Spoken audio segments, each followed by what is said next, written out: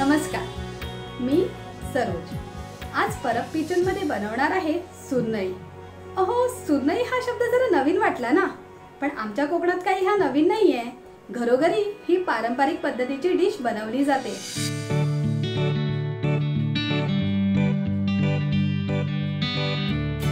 काही लोक याला गोड डोसाही बोलतात।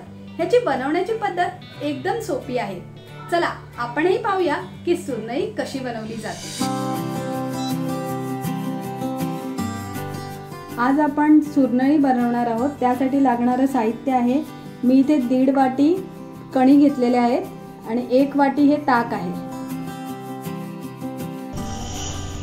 मी कणी वापरले। तुमच्या घरी जो तांदूळ अवेलेबल असेल तो तुम्ही वापरू शकता। ह्याला आपल्याला 6-7 वेळा स्वच्छ धुवून घ्यायचे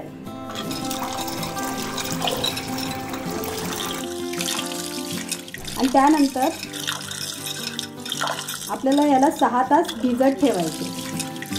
माझे आता तांदूळ स्वच्छ धुवून झालेले आहेत।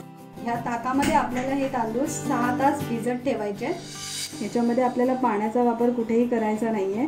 त्यानंतर हे आहे अर्धा वाटी गूळ, अर्धा वाटी खोबरं, 1 वाटी भिजवलेले पोहे, त्यानंतर थोडंसं तेल, 1 वाटी दूध, चिमूटभर हळद आणि चवीसाठी मीठ।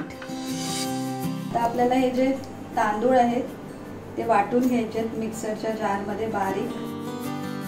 त्याबरोबर आपल्याला हे पोहे आणि हे खोबरं फाईन अशी पेस्ट करून घ्यायची। आपल्याला हे ताकाचं पाणी मध्ये मध्ये ॲड करायचं आहे, जेणेकरून आपली पेस्ट ही बारीक वाटली जाईल। आपल्याला कुठेही पाण्याचा वापर नाही करायचा। आपण पेस्ट वाटून घेतली आहे, अशी ह्या भांड्यामध्ये काढून घ्यायची। आता आपण ह्या वाटलेल्या मिश्रणामध्ये अर्धा वाटी गूळ आहे ते आपण टाकूया। तुम्हाला जर जास्त गोड हवं असेल तर तुम्ही थोडंसं गूळ ॲड करू शकता। त्यानंतर सुरनईच्या कलरसाठी हळद टाकायची थोडीशी आणि हे जे 1 कप दूध आहे ते आपण थोडं थोडं करून ॲड करूया, एकदम सगळं ॲड नाही करायचं आहे। हे मिश्रण आहे हे चांगल्या प्रकारे एकजीव करून घ्यायचं, जेणेकरून आपला गूळ आहे ते या पिठामध्ये व्यवस्थितपणे मेल्ट झालं पाहिजे। गुळाच्या गुठळ्या कुठेही राहिल्या नाही पाहिजे। त्यामुळे हे मिश्रण सतत असं 5 मिनिटं ढवळत राहायचं।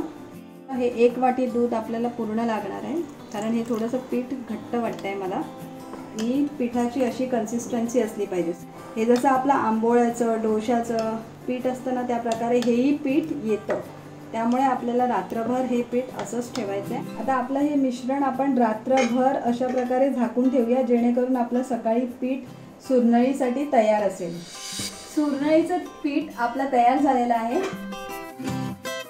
त्यामध्ये आता आपण चवीपुरती मीठ, बघा आपण गूळ टाकलं होतं त्याच्या गुठळ्या पूर्णपणे वितळून गेलेल्या आहेत। पीठ असं असलं पाहिजे बघा, जास्त पातळही नाही आणि जास्त जाडही नाही। जर तुम्हाला वाटत असेल की तुमचं पीठ थोडंसं जाड झालं आहे तर त्यामध्ये पाणी ॲड नाही करायचं, त्यामध्ये तुम्ही थोडंसं दही किंवा थोडंसं दूध ॲड करू शकता। ह्या डिशची खासियत हीच आहे की याला गोड आणि आंबट चव असते। मी आमचं भिडं वापरलेलं आहे, तुम्ही पॅन वापरू शकता। आता मी थोडीशी माझी मराठी भाषा बाजूला ठेवून थोडीशी मालवणी भाषेचा वापर करते, तर तुम्ही समजून घ्यायचा प्रयत्न करा। आता मी ह्यो तेलाचा हात माझ्या भिड्यात लावून घेतोय। आता ह्याच्यावर ह्या पीठ मी घालतोय हळू आणि हलगं, बघा थोडासा असा करून घेऊचा, म्हणजे याचा गोल असा आकार येतो। आणि आता काय करूचा, ह्याच्यावर या झाकण ठेवचा आणि माझं ह्यो गॅस मंद आचेवर असा। झाकण मी असं कित्याक ठेवलंय, कारण आपली जी सुरनई असा त्याच्यात आपण गूळ घातला, नाहीतर गुळामुळे काय होता, भिड्याक सुरनई खालून दसता। आपण याच्यात हळद घातली, हुनान एका मस्त असो पिवळो कलर इलो आणि वर अशी जाळी सुद्धा इली। तेल सुटला।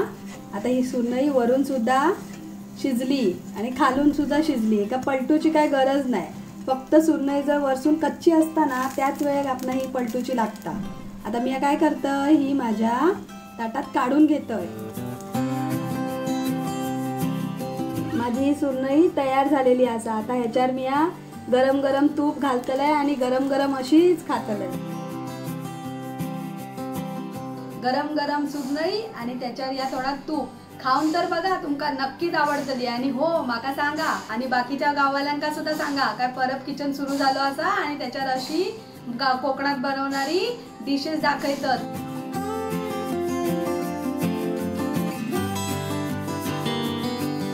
तर गाववाल्यांनो, माझा चॅनल सबस्क्राईब करा, लाईक करा आणि खाली मालवणी भाषेत सुद्धा कमेंट लिहा. त्याच्यामुळे माका कळताला का माझी मालवणी भाषा कशी वाटता. मालवणी भाषेचं एक गोडवो तर असाच आणि ह्या सुरनईचं सुद्धा गोडवो तुम्ही नक्की ट्राय करून बघा आणि माका सांगा सुरनई तुमका कशी वाटली आणि येणाऱ्या पाहुण्यांका सुद्धा करून घाला.